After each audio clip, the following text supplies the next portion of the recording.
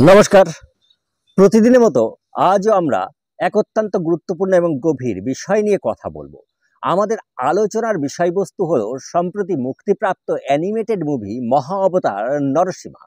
এই মুভিটি বক্স অফিসে যেমন সাফল্য অর্জন করেছে, তেমনি আমাদের মধ্যে একটি বিতর্কও তৈরি করেছে।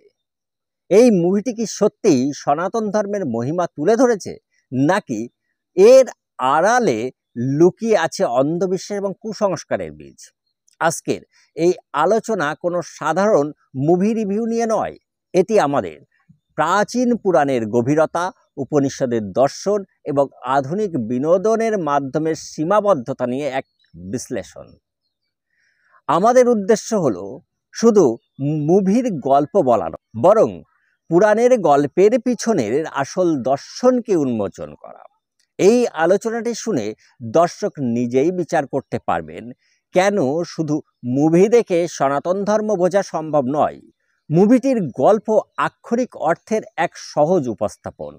প্রথমেই দেখা যাক মুভিতে কি দেখানো হয়েছে। এটি মূলত ভগবান বিষ্ণুর চতুর্থ অবতার নরসিংহের কাহিনীকে কেন্দ্র করে নির্মিত। মুভিটির নির্মাতারা এই কাহিনীকে একটি সহজ অ্যাকশন প্যাকড এবং ভিজুয়ালি অ্যাকশনীয় রূপে তুলে ধরেছেন। মুভিতে দেখানো হয় হিরণ্যকশিপু নামে এক অসুর রাজা কঠোর তপস্যা করে ব্রহ্মার কাছ থেকে এক অভূতপূর্ব বর লাভ করে। এই বর অনুযায়ী তাকে কোনো মানুষ বা পশু দিনে বা রাতে, ঘরের ভেতরে বা বাইরে, এমনকি কোনো অস্ত্র দিয়েও হত্যা করতে পারবে না। এই বর পেয়ে তার অহংকার এমন চরম পর্যায়ে পৌঁছায় যে সে নিজেকে একমাত্র ঈশ্বর বলে ঘোষণা করে। সে সব প্রজা ও দেবতাদের তার পূজা করতে বাধ্য করে। অটল ভক্তির প্রতীক প্রহ্লাদ, হিরণ্যকশিপুরের নিজের পুত্র। প্রহ্লাদ, যিনি জন্ম থেকেই ছিলেন বিষ্ণুর পরম ভক্ত। মুভিতে দেখানো হয় হিরণ্যকশিপু তার ছেলেকে বিষ্ণু ভক্তি ত্যাগ করার জন্য নানা ধরনের অত্যাচার করে।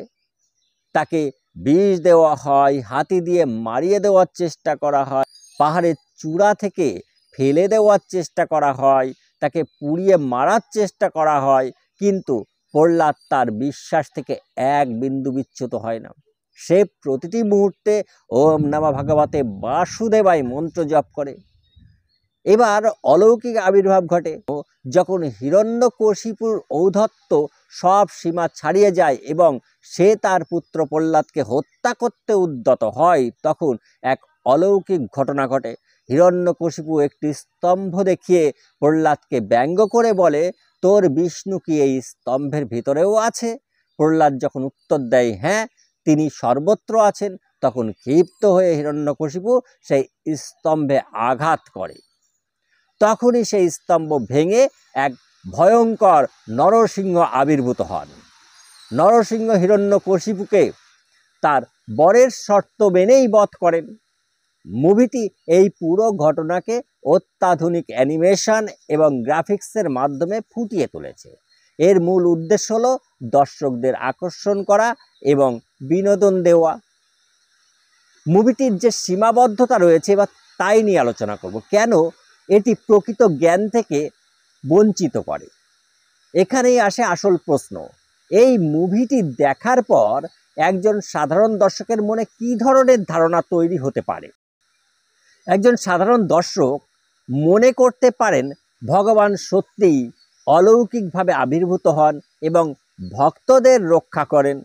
শুধু ভগবান ভগবান করে ডাকলে তিনি সব সমস্যার সমাধান করে দেবেন। কঠিন পরিস্থিতিতে নিজেদের চেষ্টা না করে কোনো অলৌকিক শক্তির জন্য অপেক্ষা করাই শ্রেয়। এই ধরনের ভাবনা মানুষকে নিষ্ক্রিয় করে তোলে। এটি হলো অন্ধবিশ্বাস। মুভিগুলো যখন গল্পের আক্ষরিক দিকটাকে তুলে ধরে, তখন তারা এর পিছনের গভীর দার্শনিক দিকটাকে সম্পূর্ণ উপেক্ষা করে। এর ফলে মানুষ মনে করে সনাতন ধর্ম মানেই কিছু অলৌকিক ঘটনা এবং কিছু কাল্পনিক গল্পের সমষ্টি। এই কারণেই বলা যায় এই ধরনের মুভিগুলো প্রকৃত জ্ঞানের পরিবর্তে অন্ধবিশ্বাসকে আরও বেশি করে ছড়িয়ে দেয়। পুরাণের প্রকৃত জ্ঞান, নরসিংহের কাহিনীর অন্তর্নিহিত দর্শন এখন আমরা দেখব। পুরাণের চরিত্রগুলো কেবল ব্যক্তি নয়, বরং আমাদের ভেতরের চেতনার বিভিন্ন দিককে তুলে ধরে। হিরণ্যকশিপু আমাদের ভেতরের অহং। পুরাণ অনুযায়ী হিরণ্যকশিপু কোনো সাধারণ অসুর বা মানুষ নয়, সে হলো আমাদের ভেতরের অহংকার, অজ্ঞানতা এবং আত্মকেন্দ্রিকতার প্রতীক। যখন আমরা মনে করি যে আমরাই সবচেয়ে জ্ঞানী, তখন আমাদের ভেতরের হিরণ্যকশিপু জেগে ওঠে। তার অমরত্বের বরটি আসলে মানুষের সেই ভ্রান্ত ধারণার প্রতীক, যেখানে মানুষ মনে করে সে হয়তো এই দেহেই চিরকাল থাকবে এবং কোনো শক্তিই তাকে পরাস্ত করতে পারবে না। প্রহ্লাদ আমাদের ভিতরে সত্যানুসন্ধানী মন। প্রহ্লাদ শুধু ভক্তই নয়, সে হলো আমাদের ভিতরে সেই সত্তা যা সর্বদা সত্যের প্রতি আকৃষ্ট এবং নীতির প্রতি অটল। এই মনকে ধ্বংস করতে আমাদের অহংকার অর্থাৎ হিরণ্যকশিপু বারবার চেষ্টা করে। প্রহ্লাদকে আগুনে পোড়ানোর চেষ্টা, পাহাড় থেকে ফেলার চেষ্টা, এগুলো আসলে আমাদের মনের ভিতরের সেই লড়াইয়ের প্রতীক, যেখানে আমাদের অহংকার সত্যকে ধ্বংস করতে চায়। কিন্তু প্রহ্লাদরূপী এই মন এতটাই শক্তিশালী যে তাকে ধ্বংস করা যায় না। প্রহ্লাদকে হত্যা করতে না পারার অর্থ হলো আমাদের ভেতরের সত্যকে সম্পূর্ণরূপে ধ্বংস করা অসম্ভব। এবার নরসিংহ হলো আমাদের ভেতরে পরম চেতনা। নরসিংহ কোনো আকাশ থেকে নেমে আসা সত্তা নয়, তিনি হলেন আমাদের ভেতরে সেই পরম চেতনা বা সুপার কনসাসনেস এর প্রতীক। যখন আমাদের অহংকার অর্থাৎ হিরণ্যকশিপু তার সব সীমা ছাড়িয়ে যায় এবং আমাদের ভেতরের সত্যকে অর্থাৎ প্রহ্লাদকে সম্পূর্ণরূপে বা সম্পূর্ণভাবে বিনাশ করতে চায়, তখন আমাদের মনের গভীরে লুকিয়ে থাকা এই শক্তিই জেগে ওঠে।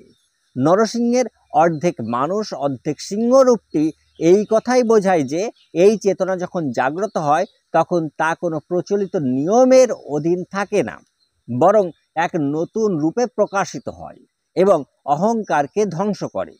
এবার মুভি এবং জ্ঞানের মধ্যে বেছে নেওয়া যদি হয়, তাহলে শেষ পর্যন্ত কি দাঁড়ায়? মুভি দেখে আনন্দ করলেই কি সনাতন ধর্ম রক্ষা হবে? যদি দর্শক মুভি দেখে থেমে যান, তাহলে তারা একদল গাধার মতো আচরণ করবেন। তারা মনে করবেন যে সনাতন ধর্ম মানেই অলৌকিক ঘটনা। তারা মূল জ্ঞান থেকে বিচ্ছিন্ন হয়ে পড়বেন এবং অন্ধবিশ্বাসের ফাঁদে জড়িয়ে যাবেন। তারা নিষ্ক্রিয় হয়ে কোনো অলৌকিক সাহায্যের জন্য অপেক্ষা করতে থাকবেন। মুভি দেখে কেউ আত্মজ্ঞানী হতে পারে না। আবার যদি দর্শক মুভিটিকে একটি সূচনা হিসাবে দেখেন, তাহলে তারা জ্ঞানের পথে এগোতে পারেন। মুভিটি সেই গল্পগুলোর সঙ্গে পরিচিত করাতে পারে যা নিয়ে তারা আরও বিস্তারিত জানতে আগ্রহী হতে পারেন।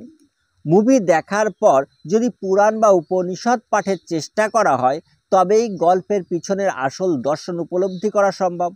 সনাতন ধর্ম কোনো অন্ধবিশ্বাস নয়, বরং এক গভীর জীবন দর্শন। এর জ্ঞান আমাদের চেতনাকে জাগ্রত করে, আমাদের নিজেদের ভেতরের শক্তিকে চিনতে শেখায়।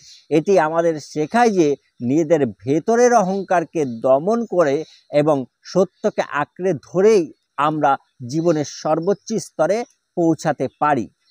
তাই মুভি দেখে শুধু বিনোদন নয়, বরং মুভি দেখে নিজেদের ভিতরের সেই প্রহ্লাদের মতো সত্যের প্রতি অটল বিশ্বাস এবং সেই নরসিংহের মতো পরম চেতনার জাগ্রত করার চেষ্টা করা উচিত। তবেই সনাতন ধর্মের প্রকৃত জ্ঞান আমাদের জীবনে প্রতিফলিত হবে। আজ এখানেই শেষ করলাম। সকলেই ভালো থাকুন, সুস্থ থাকুন এবং সকলকে ভালো রাখুন, এই কামনা রাখি। সকলকে অনেক অনেক ধন্যবাদ ও নমস্কার।